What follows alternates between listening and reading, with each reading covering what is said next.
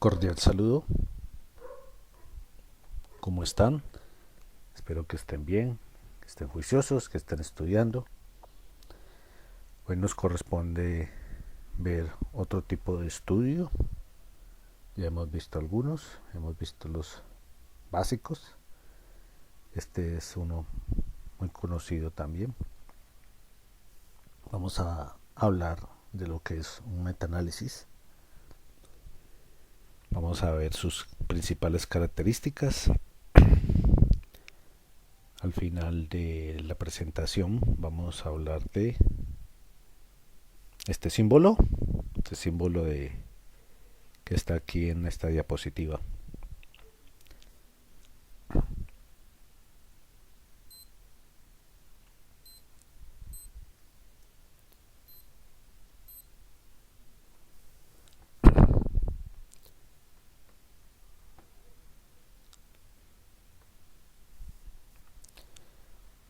Entonces, una definición de lo que sería un metaanálisis puede llegar a ser el método para producir síntesis cuantitativas de los hallazgos que se han informado en diversos estudios acerca de un tema específico.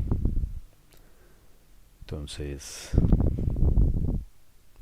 palabras más, palabras menos, sin tanta palabra técnica, estamos hablando de resumir los resultados de diversos estudios en un tema en específico. Estamos hablando de estudios epidemiológicos. En 1904, Carl Pearson, estadístico inglés, combinó, aquí la palabra aparece, combinó los resultados de varios estudios realizados con el fin de conocer el efecto preventivo de la inoculación de suero contra la fiebre entérica. Carl Pearson es un estadístico al que se le debe el nombre de un coeficiente de correlación que precisamente se llama coeficiente de correlación de Pearson. Y es uno de los primeros indicios que tenemos sobre la combinación de estudios. O sea, el estudio del metaanálisis es un estudio de estudios, valga la redundancia. Aquí está una imagen de Carl Pearson para hacerle algo de publicidad al viejo Carl. El término metaanálisis como tal se le atribuye a Glax en 1976. Ya le pusieron el nombre de metaanálisis. Aquí está el responsable del término. Y dice, el análisis de una colección amplia de análisis de resultados de estudios individuales con el fin de integrar los hallazgos. O sea, no es solamente hacer una descripción de los resultados, sino que coge todos los resultados relacionados con un mismo objeto de estudio y los lleva a una medición ponderada y resumen de todo lo que esos otros estudios estimaron. Archibald Lehman Cochrane, que era un médico escocés conocido por su libro Efectividad y Eficiencia, reflexiones aleatorias sobre los servicios de salud, uno de los responsables de que hoy en día consideremos las actividades aleatorias, las asignaciones aleatorias como un requisito para garantizar la validez de los resultados de los estudios. Él en su libro planteó la necesidad de que los ensayos de control fueran aleatorizados para que la medicina fuera más efectiva y eficiente. Y para 1980 ya hacía la crítica de que decía de que hay escaso fundamento científico en muchas decisiones de investigación en salud y presenta sus revisiones sistemáticas de temas de salud. Archie Cochran tenía la idea de que la investigación, la información fruto de la investigación de medicina no debería tener un dueño, que debería ser patrimonio de la humanidad, una posición muy humanista, muy filantrópica de la investigación. De hecho, hay una fundación que se llama Cochrane, que está dedicada a apoyar las investigaciones en medicina.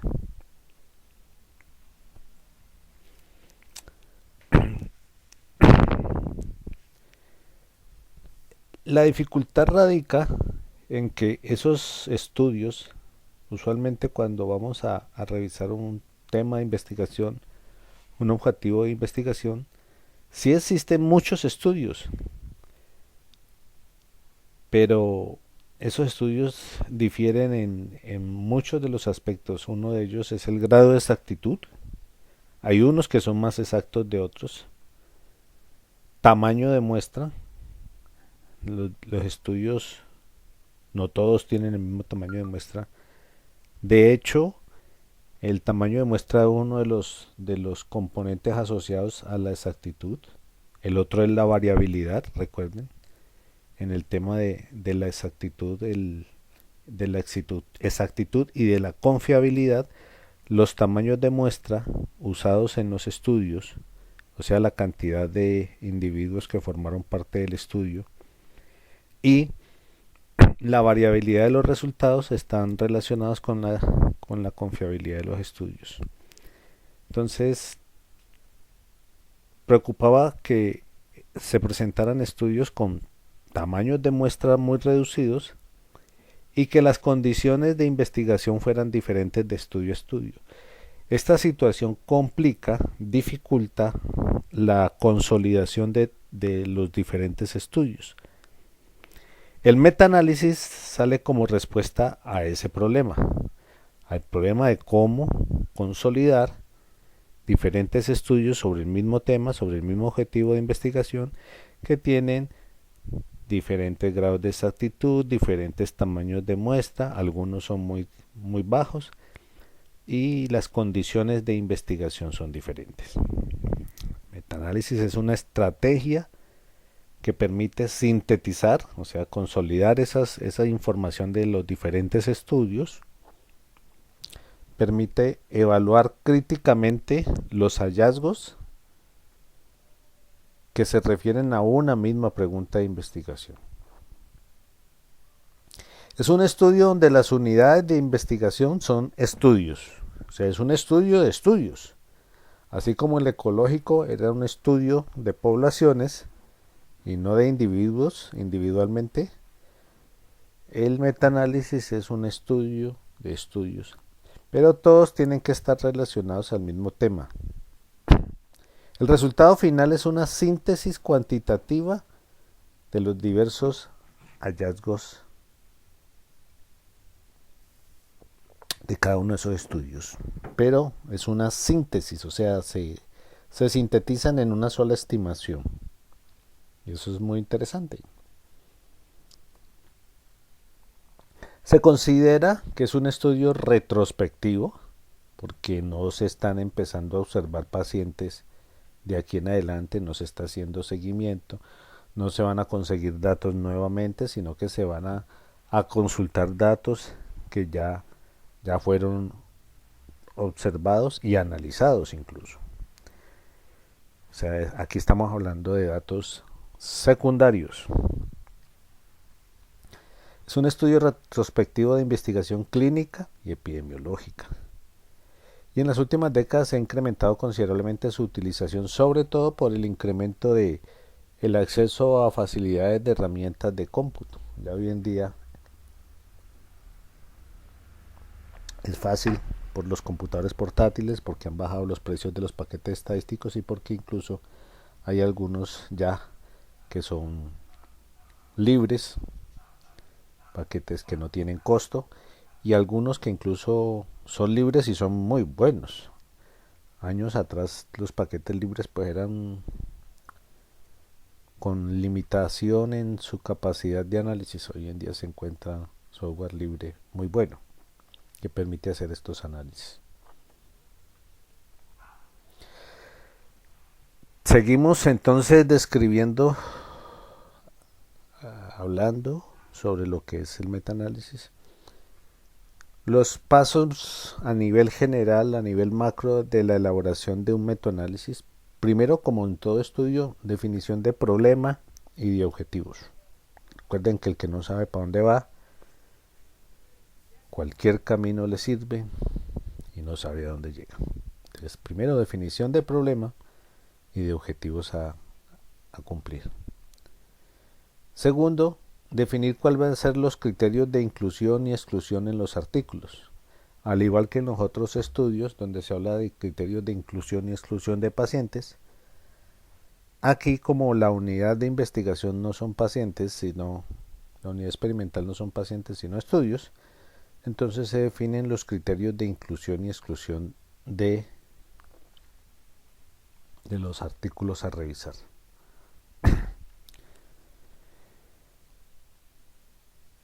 Los atributos a revisar y la descripción de la propuesta para la clasificación, codificación y ponderación de los resultados. ¿Por qué se habla de ponderación de los resultados? Porque debido a las diferentes características que tienen los estudios en aspectos relacionados con fiabilidad,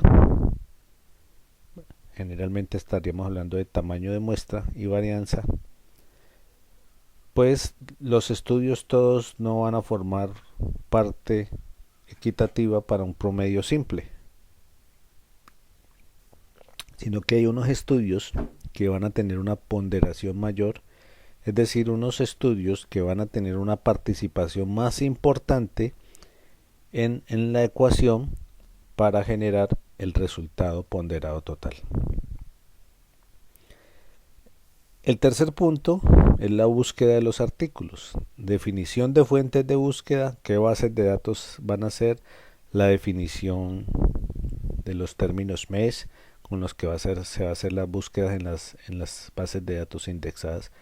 Trabajo arduo que implica lectura de un gran número de artículos. Muy posiblemente es la parte más dispendiosa en un metaanálisis. Metaanálisis no se hace con 2 o 3 artículos. Hay que incluir en lo posible un buen número, y para poder llegar a seleccionar un buen número de artículos hay que leer ese número multiplicado por 20, porque muchos serán descartados y no cumplirán los criterios de inclusión y de exclusión, o cumplirán los de exclusión pero no los de inclusión. El 4 punto es la evaluación cualitativa, o sea, la revisión del artículo, la revisión de la investigación, teniendo en cuenta que no se van a observar quiénes fueron los autores, de qué país es el artículo, de qué revista se publicó, sino que simplemente se va a ver la investigación como tal. Eso con el objetivo de tratar de no incluir estudios porque de pronto son de una revista muy afamada, muy prestigiosa, o de un autor muy prestigioso y que de pronto el trabajo no lo sea. Es una forma de agregarle más objetividad a la evaluación de los artículos. Por quinto está el análisis estadístico, que tiene que ver mucho con la ponderación de los diferentes resultados observados en los estudios incluidos. Recuerden que la ponderación es la forma como se le da mayor peso a los estudios que tengan mayor validez, mayor confiabilidad. Incluye además de eso pruebas de homogeneidad y de sensibilidad. Verificación de la fuente de información, del diseño que se está estudiando, la evaluación de la exposición, cómo se midió la exposición que es objeto de estudio, y muchos otros elementos. Todo eso forma parte del análisis estadístico. Y por último están los resultados y las conclusiones. Aquí hay una especie de gráfico. Definición de variables desenlace y resultado, elección de términos de búsqueda y bibliotecas bibliográficas. O sea, estaríamos hablando en el primer punto de objetivos, en el segundo de metodología técnica de selección de artículos, luego la revisión sistemática de esos artículos, el análisis de los datos, la evaluación de la heterogeneidad, qué tan distintos, qué tan diferentes son esos estudios. Por último, el cálculo y la interpretación de resultados. Para la selección de artículos se hace una revisión crítica y se hace como una especie de calificación de los artículos. A manera de ejemplo les traje dos escalas de valoración de los artículos. Hay una que se llama puntaje de Chalmers, diseñada para ensayos clínicos. Es una escala de 100 puntos máximo. Y esta escala asigna 60 puntos máximo por la evaluación en base de datos y el diseño del estudio con énfasis en el control de sesgos. Esos tres aspectos se llevan 60 puntos de la escala. Hay 30 puntos solo para el análisis estadístico y 10 para la presentación del informe. Los criterios de McMaster también están diseñados para ensayos clínicos, tienen en cuenta la asignación aleatoria a los tratamientos, la clara definición y aplicación de criterios de inclusión y exclusión en los pacientes y la adherencia de los pacientes al tratamiento, etcétera, etcétera, etcétera, porque hay un sinnúmero de escalas para valorar los artículos médicos epidemiológicos. El ajuste estadístico. Lo primero es el ajuste de las medidas de asociación, factores de confusión y otros sesgos. En algunos casos es posible no solamente tener acceso a los resultados, a los informes de los artículos, sino a los datos. Cuando eso es posible, pues es más fácil hacer este tipo de ajustes, ajustar por confusión y otros sesgos. Pero aún incluso cuando no se tienen esos datos, también es posible hacer algún tipo de ajuste de las estimaciones en relación a estos factores de confusión y otros sesgos. La evaluación de la homogeneidad es muy interesante porque a pesar de que lo que se buscaría para hacer una medición global sería muy interesante que todos los estudios tuvieran las mismas condiciones, que tuvieran los mismos factores asociados al resultado, pero en un estudio de metaanálisis, aparte de buscar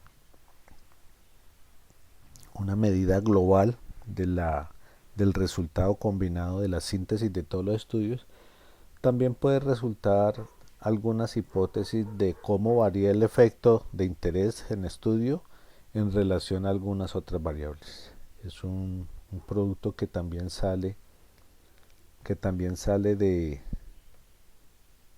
del metaanálisis y que puede surtir hipótesis para otros estudios. Pero en últimas, el metaanálisis va a ser una medida del efecto consolidada de todos los estudios que se entraron a formar parte del análisis. Usualmente se simboliza por la letra B. Este RR que ven aquí en azul es el viejo conocido riesgo relativo, sino que se le llama B ahora porque está convertido en una escala, hay una conversión logarítmica al RR multiplicado por 1000, se le hace una conversión logarítmica Esa conversión logarítmica busca generar una distribución en los datos del RR que tiene unas ventajas estadísticas para su modelación, para su análisis probabilístico. Para eso tendremos que tener otros elementos de probabilidad. Pero en últimas el resultado final le aplican la función inversa, que es la exponencial, el antilogaritmo, y los resultados. En algunos cuadros los podrán ver así, pero el resultado final aparece el viejo conocido RR. Se estima el promedio ponderado de los valores B. La forma de ponderar los valores B, o sea, los logaritmos del riesgo relativo, es el inverso de la varianza. Cuando se utiliza como ponderante el inverso de la varianza, lo que se le está diciendo a la fórmula es, vea, el que tenga más varianza en sus estimaciones, pues dele menos importancia, porque recuerden que la varianza de las estimaciones reduce la confiabilidad de ellas, reduce la confiabilidad del promedio. Entonces en los estudios que tienen más varianza van a tener como menos ponderación, menos participación para generar el indicador global del efecto. Se estima la variabilidad con un indicador similar a la varianza. Se realiza también una prueba de hipótesis sobre la homogeneidad. Como toda prueba de hipótesis tiene un valor P, que es la significancia. Se va a considerar un valor grande si P es mayor a 0,05. Si esto sucede, indica que las estimaciones son homogéneas. O sea, si el P es más chiquitico que 0,05, pues estamos en aprietos y se considerará que las estimaciones no son homogéneas. Una medida ponderada del efecto. Ese es el resultado principal del metaanálisis. Eso es lo que queremos ver.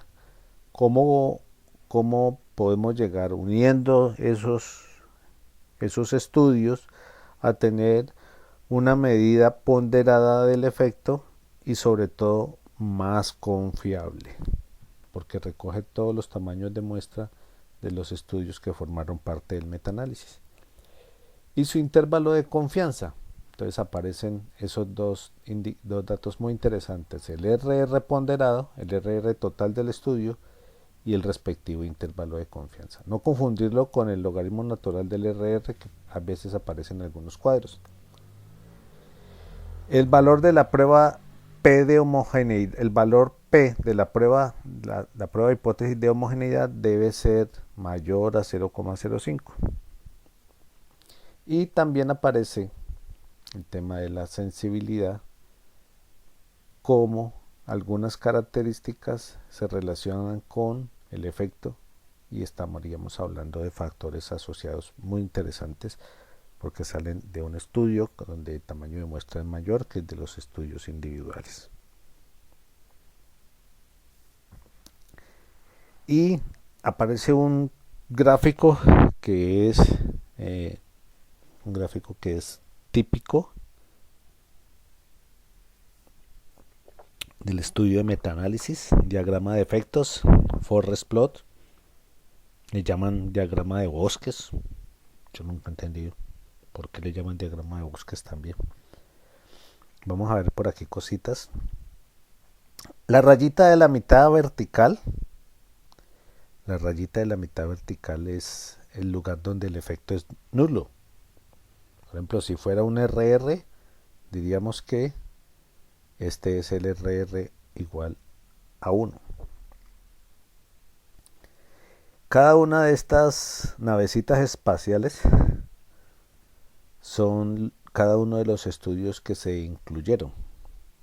Entonces, si la raya vertical es el efecto nulo y cada una de estas navecitas espaciales es uno de los estudios, si tenemos en cuenta que esos bracitos que tienen esos cuadritos son el intervalo de confianza, entonces cuando los bracitos de esas naves espaciales atraviesan la rayita vertical, entonces vamos a decir que el estudio no dio un resultado significativo. ¿Por qué? Porque está considerando entre su intervalo de confianza la posibilidad de que el efecto es nulo. Y recuerden que el intervalo de confianza es la estimación por intervalo de la medición del efecto. En este caso es la medición del efecto. Por eso aquí aparecen en las dos navecitas espaciales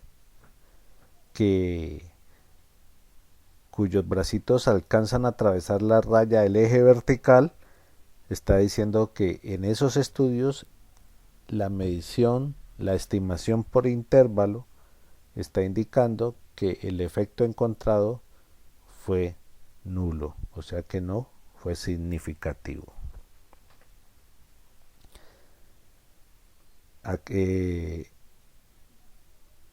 En cambio, hay otras navecitas que están por fuera, que sus bracitos no cruzan con el eje vertical, y en esos casos diremos que la diferencia es significativa.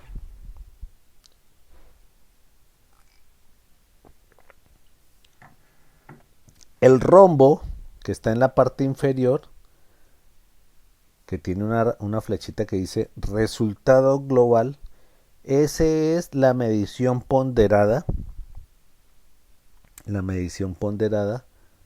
del efecto total, o sea, el resultado ponderado del estudio. En este caso vemos que afortunadamente pues digo afortunadamente porque pues uno espera como encontrar cosas que tengan significancia, pero pues bueno, los estudios tienen que mostrar lo que debe ser la realidad. En este caso, este efecto ponderado es significativo porque no está cruzando con el efecto nulo la raya vertical. Su ancho hace relación al intervalo de confianza. Y se me olvidaba decirles que, aunque aquí parece que no usaron esa técnica, pero el tamaño del cuadradito en la parte central de las naves espaciales tiene que ver con qué tanto peso tuvo ese estudio, qué tanta ponderación recibió para el cálculo, la estimación del efecto global.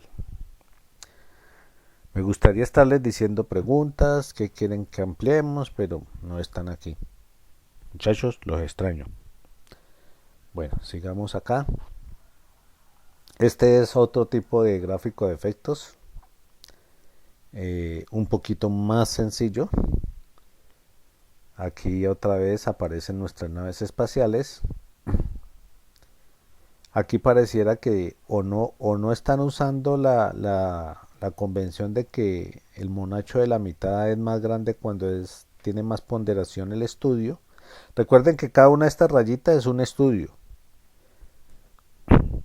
Entonces, o todos tuvieron la misma ponderación, que sería muy raro, o no están usando esa convención en este gráfico.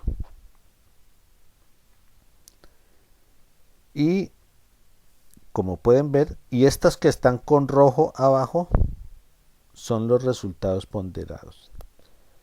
¿Por qué están mostrando dos resultados ponderados? Porque lo calcularon de dos maneras. Una, un cálculo de cálculo global teniendo en cuenta efectos fijos y otro cálculo global teniendo en cuenta efectos aleatorios. Eso sí ya son detalles de la estructura del cálculo del efecto global.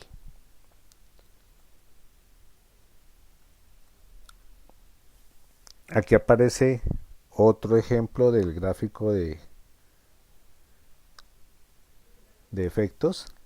Aquí sí se ve claramente que hay diferencias en el tamaño de los cuadrados.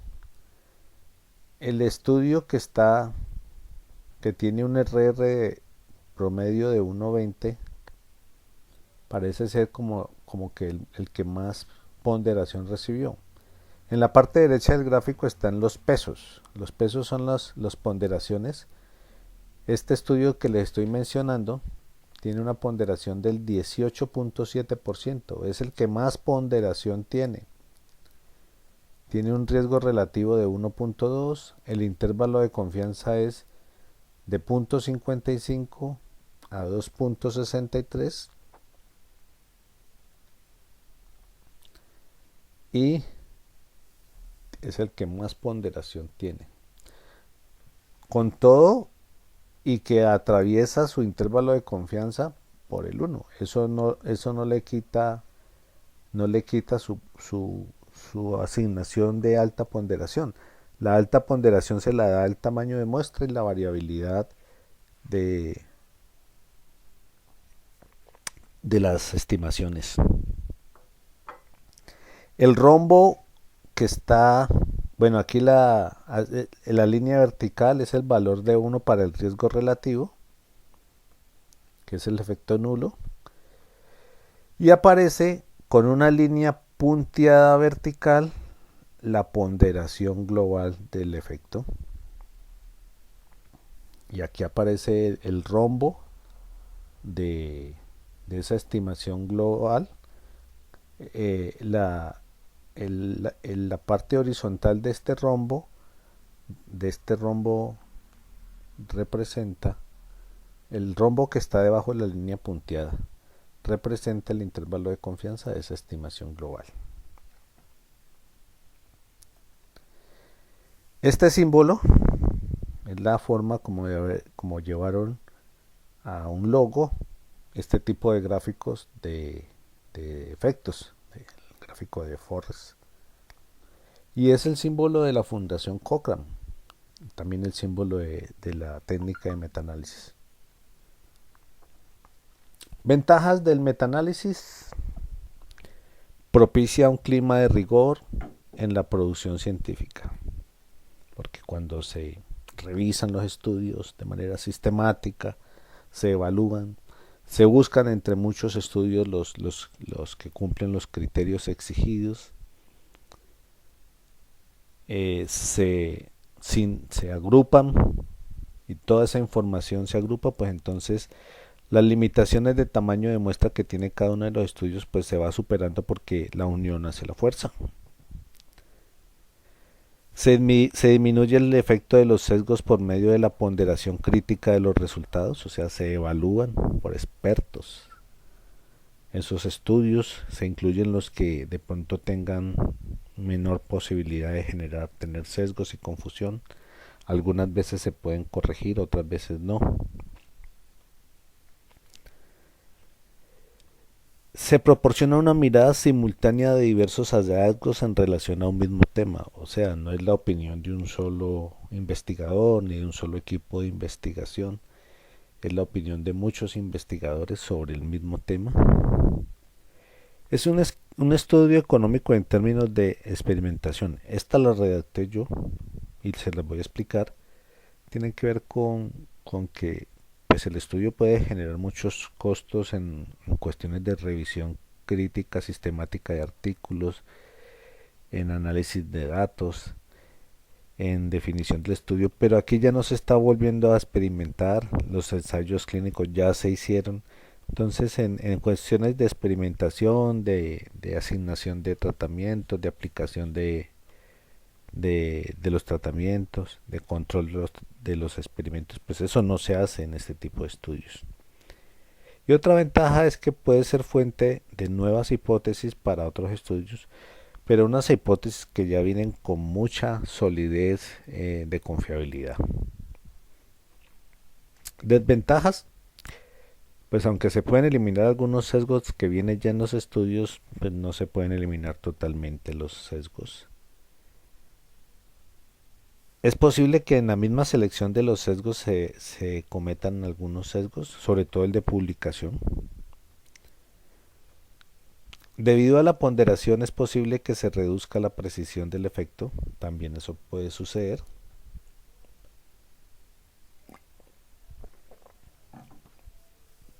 Porque en la ponderación se incluye solo cuestiones de varianza y tamaño de muestra, pero no necesariamente se puede estar ponderando los estudios que tienen más sesgos y eso hace que se deteriore la precisión.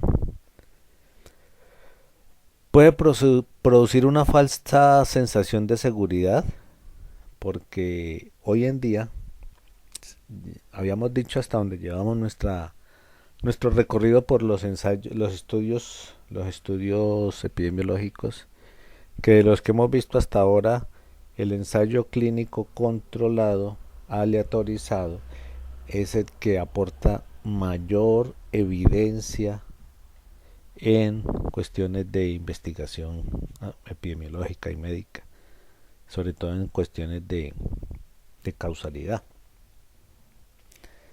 Pues imagínense en cuando sale que este no es un ensayo clínico controlado, sino que es un conjunto de múltiples estudios, pues este tiene aún mayor validez para demostrar las asociaciones, las relaciones, la causalidad o lo que sea que esos estudios estén dando. Entonces puede que ese posicionamiento que tiene la técnica a nivel de investigación nos esté dando una tranquilidad, una seguridad que nos puede estar haciendo que lleguemos a conclusiones de pronto no necesariamente válidas. Pero pues eso es algo como más bien epistemológico, filosófico. Indicadores de logro. Jóvenes, necesito por favor, que en un documento a mano pongan su nombre, su código, la fecha, poner indicador de logro clase de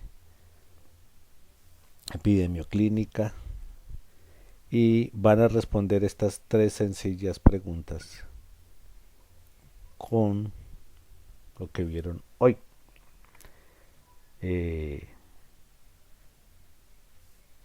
Si están viendo la presentación, pues es porque ya la tienen cargada, la descargaron, la pueden repetir. Esto está ahí, que es un metaanálisis. Enumeré dos ventajas del metaanálisis, que significa un valor P grande en la prueba de homogeneidad.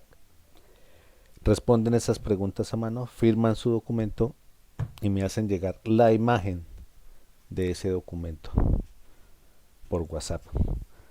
No sé si de pronto la representante del grupo me puede ayudar consolidando esas imágenes y me las envía toditas, se las envían todas a ella me las envía a mí y me sirve como yo todavía estoy trabajando de manera acrónica, o sea no estoy en manera sincrónica, no estoy por ahí en Zoom, no estoy en RUAF todavía en esas plataformas.